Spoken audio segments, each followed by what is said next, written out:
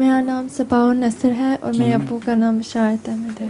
जी। हुजूर, मेरा सवाल ये है कि हज़रत मसीह मौऊद अलैहिस्सलाम को ख़ुद हज करने का मौका नहीं मिला, क्या किसी और ने हज़रत मसीह मौऊद अलैहिस्सलाम की जगह हज बदल की है? हज़रत मसीह मौऊद अलैहिस्सलाम की जगह किसी और ने हज बदल तो नहीं किया, लेकिन हज पर हज़रत क्या नाम था उनका, पीर साहब, हाँ, मंजूर मोहम्मद नहीं, उनके वालिद ने जब हज किया तो हज़रत मसीह मौऊद अलैहिस्सलाम का एक पैगाम पढ़ के सुनाया रसूलुल्लाह सल्लल्लाहु अलैहि वसल्लम के नाम। वो बहुत ही दर्दनाक पैगाम है।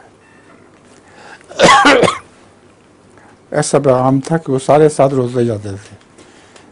तो वो बदल है आपका हज, इससे ज़्यादा आपको हज बदल के मौका नहीं मिला किसी को।